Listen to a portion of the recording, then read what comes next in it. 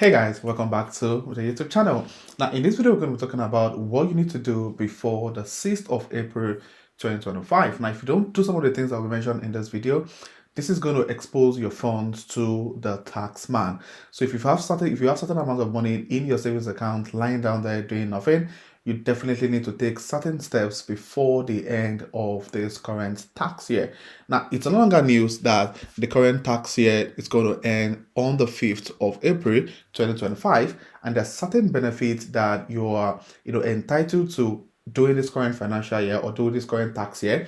Now, if this tax year ends and we move into a new tax year, you will no longer be able to access all of those benefits that comes with this current tax year. So if you've got some funds in your account, savings account, doing nothing there, then you definitely want to watch this video till the end. Now, mind you, this is mostly important for those who are currently residents in the United Kingdom. So if you live in the UK, you have a savings account here in the UK, and you've got some funds there doing nothing, you definitely want to stick to the video till the end. And if you're coming across my channel for the very first time, my name is Daniel, and I share everything UK immigration, transition into tech, and lifestyle vlog on this channel. So you want to do well to hit on the subscribe button to join the amazing growing family. And for my returning subscribers, thank you guys for being here. I really do appreciate you guys. So without further ado, let's get right into the video. If you're currently resident in the UK, every single interest you earn on your savings account is subjected to tax. So it means that you will be required to pay an amount on tax for any interest you get from the savings account. Now, there are quite a number of banks who offer different products around getting some level of interest on your savings account. So for example, I know Lloyds currently have something called Club Lloyds, whereby they give you about 3.65% interest, annual interest on any funds you put into your Club Lloyds account. Now, many other banks have other products similar to this. Now, the challenge here is that any amount you make on the interest on this product with the banks, you will be required to pay a certain amount of money in tax. So how then can you avoid paying huge amount of money in tax on interest generated on your savings account? And the best way to go is to go through what is called the individual savings account. So if you're currently in the UK, you can leverage on ISA. That's what the individual savings account is. So let's go on go.uk and read more about this individual savings account. Now, if you go on go.uk, as you can see on the screen, there's a particular part that talked about the individual savings account, how it works, how to open it, how you get to withdraw your funds, how you can transfer from one ISA account to another, and all of those interesting stuff. Now, the thing here is that we've got like 4 different types of ISA. We have what is called the cash ISA, we have the stocks and shares ISA, we have the innovative finance ISA, and we have the lifetime ISA.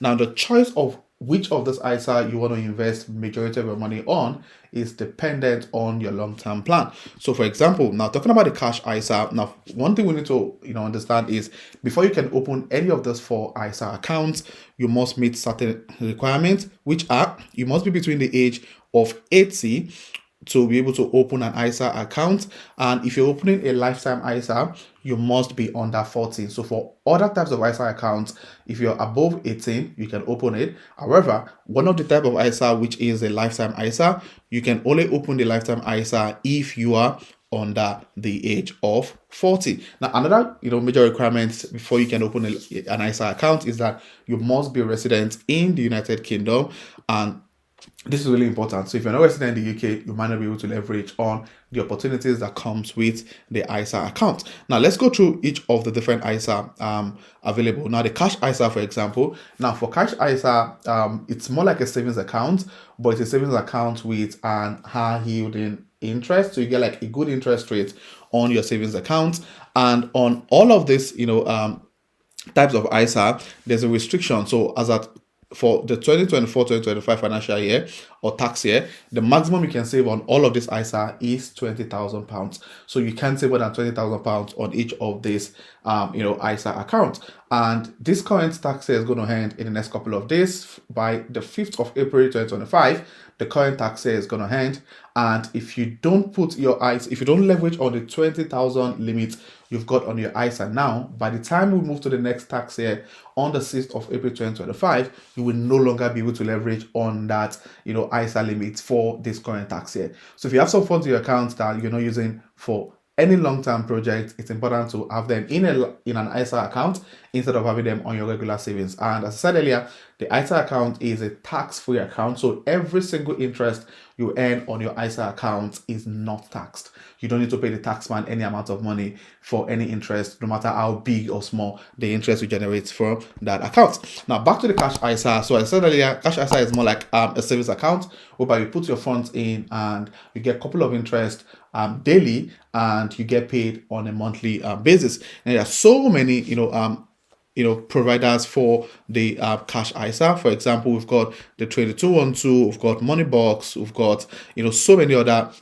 provider for the cash ISA. Personally, I use 2212, and at the moment, at the time this video is being made, 23rd of March 2025, 2212 currently provide a 4.5% variable rate. So it means that for every amount you put into your account, you get 4.5% annually. So at the moment, if you have £20,000, for example, on your cash ISA, you get to earn £4.21 on a daily basis on that account. And this interest is absolutely tax-free. You don't need to pay any amount to the taxman for the interest generated. So now, the next type of ISA is called the stocks and shares ISA. So the stock and shares ISA is where you can kind of do like some investments, ETFs, different kind of investment portfolio, and help your money grow. So for the stock and shares ISA, you kind of get to experience more interest compared to the cash ISA, which is static. So for stock and share ISA, you can invest in a particular investment portfolio, and I've seen people make about 25.5% interest on the amount of money they have in a stock and shares ISA. So depending on whichever portfolio you invest your money in, that will determine. It's also important for you to know that there's risk involved in putting your funds in the stock and shares ISA. So for the stock and shares ISA, your funds can either go up or go down. While for the cash ISA, your funds remains, your principal remains the same, while your interest accrued over time, mostly daily. Now the other type of ISA is the lifetime ISA, which are the three ISA we're going to be talking about in this video.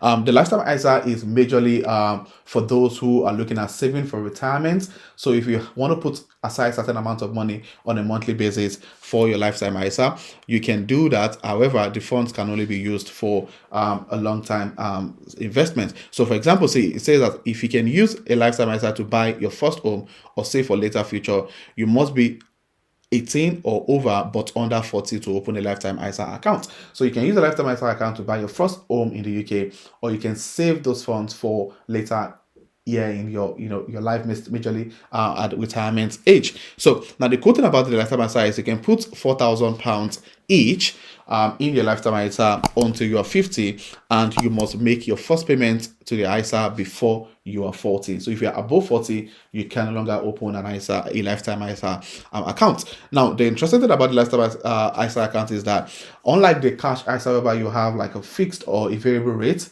on the interest you get on your account, for the lifetime ISA, the government put back 25% bonus on your savings account. So let's say, for example, you and your partner, you're trying to buy a house in 2028, for example. If you guys individually put in 4,000 in your individual lifetime ISA account, it means that at the end of each year, the government will be adding £1,000 on that savings. So let's do a quick math. So if you put in £4,000 for 4 years, it means that you've put in £16,000 in that lifetime ISA account. So, and the government is going to put in 1,000 each year. So at the end of the 4 years, you will not be getting the £16,000 you've invested. You will be getting £20,000, which is £16,000 plus the £4,000 that you will be getting from the government, the 25%. So if you do this with your partner, it means that within 4 years, you guys will be getting a total sum of £40,000 instead of £36,000 that, instead of £32,000 that you've invested into your lifetime ISA account. So I think if you're looking at buying a property soon, the lifetime ISA is definitely something you should leverage on. And this current tax year is going to end 5th of April. So if you want to put in some money on your lifetime ISA, it's time to put that 4,000 now. And by the time the new taxes start on the 6th of April 2025, you can also add another £4,000 to cover for the next tax year. So you can withdraw these funds only when you want to buy your first property. You can also withdraw the money in your lifetime ISA when you are above 60 years old, and also if you're terminally ill with less than 12 months to live. These are the only options available for you to be able to access the funds in your lifetime ISA. However, for the cash ISA or the stock and shares ISA, you can access your funds at any time you want. Now, you will pay a withdrawal charge of 25% if you withdraw the cash or asset for any other reason, also known as making an unauthorized withdrawal. This recovers the bank's bonus you received on your original savings account. So if you're currently working with some funds that you're not using for any project at the moment, it's important to actually protect the interest from those funds from the tax, from paying tax. And your best option is to make use of the individual savings account. So if you have any question around this, please state in the comment section. If you have any thoughts or any contrary opinion to what has been mentioned in this video, please also state in the comment section, and you're going to be helping people make a right decision in protecting their funds from the tax man. I hope you find this video informative. If you do, please click on the like button. If you're coming across my channel for the first time, do want to hit on the subscribe button to join the amazing Goyo family. And my returning subscribers, thank you guys for being here. I really do appreciate you guys. So this will be the end of this video, and I'll see you guys in my next video. Thank you.